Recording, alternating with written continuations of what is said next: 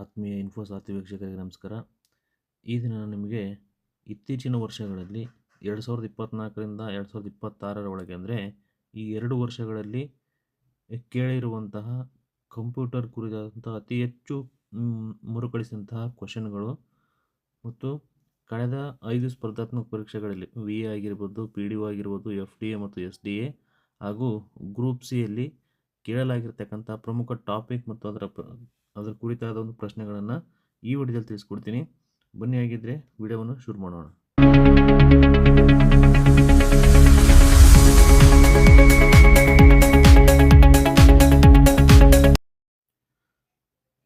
ಹೌದು ವೀಕ್ಷಕರೇ, ಈ ಮೊದಲನೇದಾಗಿ ಪ್ರಶ್ನೆ ಟಾಪಿಕ್ ಯಾವುದಪ್ಪ ಅಂತ ಹೇಳಿದ್ರೆ ಕಂಪ್ಯೂಟರ್ನ ಮೂಲಭೂತ ಪರಿಕಲ್ಪನೆಗಳು. ಈ ಕಂಪ್ಯೂಟರ್ನ ಹಾರ್ಡ್ವೇರ್ ಮತ್ತು ಬೇಸಿಕ್ ಕೋರ್ ಕ್ವಶನ್ಸ್ ಬಗ್ಗೆ ತುಂಬ ಸಲ ಪ್ರಶ್ನೆ ಕೇಳಿದರೆ, ಅಂದರೆ ಕಳೆದ 5 ಎಕ್ಸಾಮ್ಗಳನ್ನು ನೋಡಿದಾಗ ಇದ್ರ ಬಗ್ಗೆ ಜಾಸ್ತಿ ಕ್ವಶನ್ಗಳನ್ನು ಕೇಳಿದ್ದಾರೆ. ನೋಡಿರಿ, ಮೆಮೊರಿ, ಸಿ ಪಿ ಯು ಮತ್ತು ಮೆಮೊರಿ ಇದ್ರ ಬಗ್ಗೆ ತುಂಬ ಸಲ ಕ್ವಶನ್ ಕೇಳಿದ್ದಾರೆ. ಇದನ್ನು ಕಂಪ್ಯೂಟರ್ನ ಮೆದುಳು ಅಂತೇಳಿ ಕರಿತೀವಿ. ನೋಡಿರಿ, ಕಂಪ್ಯೂಟರ್ನ ಮೆದುಳು ಎಂದು ಯಾವುದನ್ನು ಕರೆಯಲಾಗುತ್ತದೆ ಅಂತ ಕೇಳಿದ್ದಾರೆ. ಉತ್ತರ C P U, central processing unit ಅಂತೇಳಿ. ಈ ಕ್ವಶನನ್ನು ಸುಮಾರು 7 ಬಾರಿ ಕೇಳಿದ್ದಾರೆ. ಕಳೆದ 5 ವರ್ಷಗಳಲ್ಲಿ 7 ಬಾರಿ ಈ ಕ್ವಶನನ್ನು ಕೇಳಿದ್ದಾರೆ. ಎರಡನೇದು, ಅತ್ಯಂತ ವೇಗವಾದ ಮೆಮೊರಿ ಯಾವುದು ಅಂತ. ಈ ಕಂಪ್ಯೂಟರ್ನಲ್ಲಿ ಕಾರ್ಯನಿರ್ವಹಿಸುವ ಅತ್ಯಂತ ವೇಗದ ತಾತ್ಕಾಲಿಕ ಮೆಮೊರಿ ಯಾವುದು ಅಂತೇಳಿ ಕ್ವಶನ್ ಕೇಳಿದ್ದಾರೆ. ಇದಕ್ಕೆ ಸರಿಯಾದ ಒಂದು ಉತ್ತರ ಕ್ಯಾಶ್ ಮೆಮೊರಿ ಅಂತೇಳಿ. ಕ್ಯಾಶ್ ಮೆಮೊರಿ ಮತ್ತು ರಿಜಿಸ್ಟರ್ಸ್ ಅಂತೇಳಿ. ಇದು ಸಿ ಪಿ ಯುಗೆ ನೇರವಾಗಿ ಪ್ರವೇಶ ನೀಡುವಂತಹ ಒಂದು ಅತ್ಯಂತ ವೇಗದ ಮೆಮೊರಿ ಆಗಿದೆ.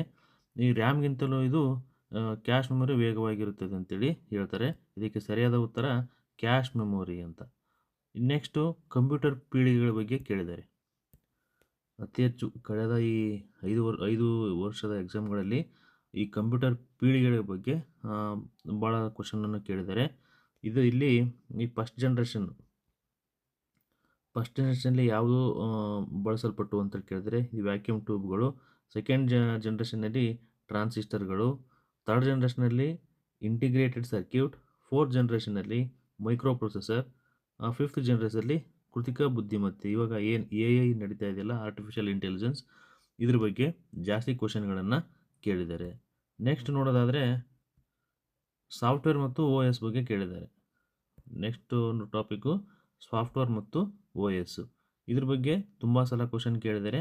ಹಾಗಿದ್ರೆ ಯಾವ ರೀತಿ ಕ್ವಶನ್ ಬರುತ್ತಪ್ಪ ಅಂತ ಹೇಳಿದ್ರೆ, ಸಿಸ್ಟಮ್ ಸಾಫ್ಟ್ವೇರ್ ಕಂಪ್ಯೂಟರ್ ಹಾರ್ಡ್ವೇರನ್ನು ನಿಯಂತ್ರಿಸುವ ಮತ್ತು ಬಳಕೆದಾರರಿಗೆ ಇಂಟರ್ಫೇಸ್ ಒದಗಿಸುವ ಒಂದು ಮೂಲ ಸಾಫ್ಟ್ವೇರ್ ಆಪರೇಟಿಂಗ್ ಸಿಸ್ಟಮ್ ಇದಾಗಿದೆ.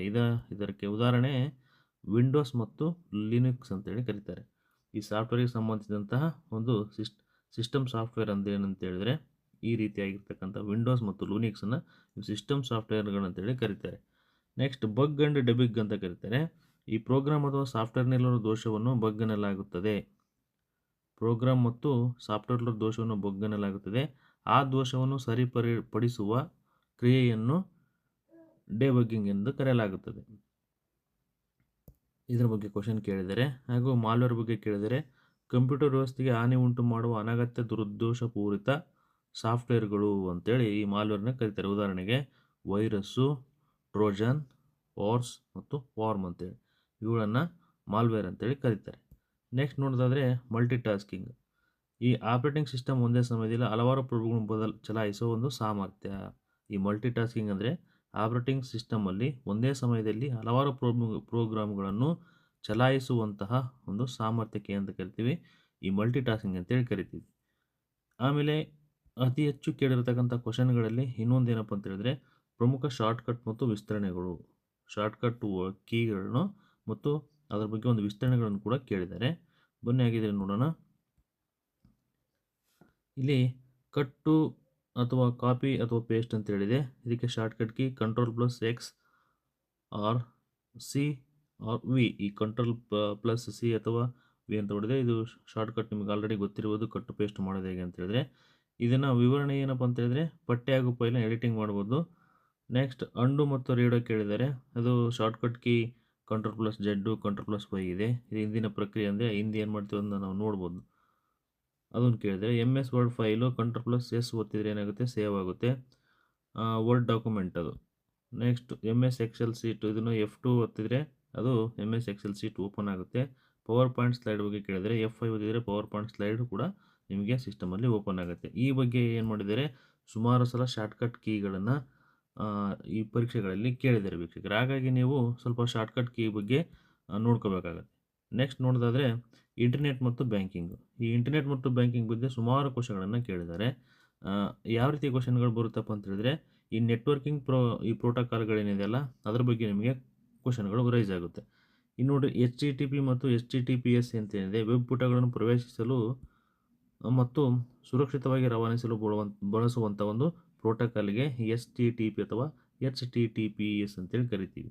ಇನ್ನು TCP ಅಥವಾ IP ಅಂದರೆ ಟ್ರಾನ್ಸ್ಮಿಷನ್ ಕಂಟ್ರೋಲ್ ಪ್ರೋಟೋಕಾಲ್ ಅಥವಾ ಇಂಟರ್ನೆಟ್ ಪ್ರೋಟೋಕಾಲ್ ಅಂತೇಳಿ ಇದನ್ನು ಕರಿತೀವಿ. ಅಂದರೆ ಇಂಟರ್ನೆಟ್ನ ಮೂಲಭೂತ ಪ್ರೋಟೋಕಾಲ್ ಸೂಟ್ ಇದಾಗಿದೆ, TCP ಅಥವಾ IP ಅಂತೇಳಿ. ನೆಕ್ಸ್ಟ್ ಇನ್ನೊಂದು ಯಾವುದಪ್ಪ ಅಂತ ಹೇಳಿದ್ರೆ ಫೈರ್ ವಾಲ್ ಅಂತೇಳಿ ಕರಿತೀವಿ.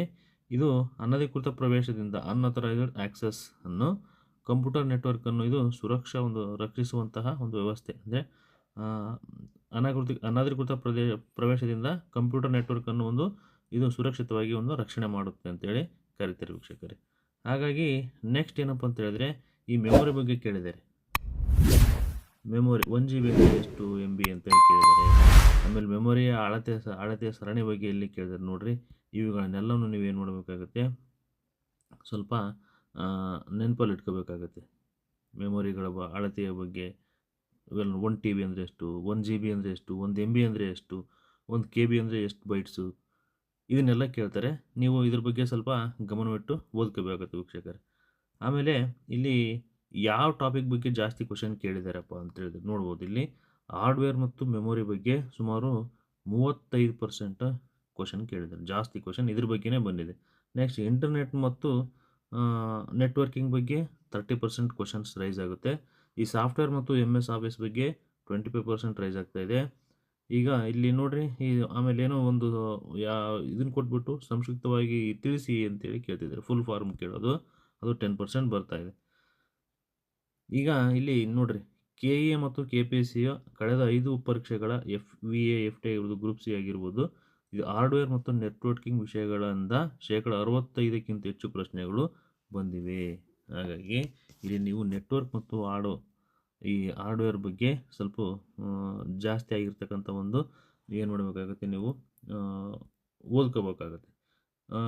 ಚೆನ್ನಾಗಿ ಓದ್ಕೊಂಡು ನೀವೇನು ಮಾಡಿ ನಿಮ್ಮ ಪರೀಕ್ಷೆಯಲ್ಲಿ ಸಕ್ಸಸ್ ಕಾಣಿ ಅಂತ ಹೇಳ್ತಾ ಈ ವಿಡಿಯೋದಲ್ಲಿ ಮುಗಿಸ್ತಾ ಇದ್ದೀನಿ. ದಯಮಾಡಿ ನಮ್ಮ ಚಾನಲ್ ಯಾರು ಸಬ್ಸ್ಕ್ರೈಬ್ ಮಾಡಿಲ್ಲೋ ದಯಮಾಡಿ ಸಬ್ಸ್ಕ್ರೈಬ್ ಮಾಡಿ, ಸಪೋರ್ಟ್ ಮಾಡಿ. ಧನ್ಯವಾದಗಳು. ಶುಭ ದಿನ.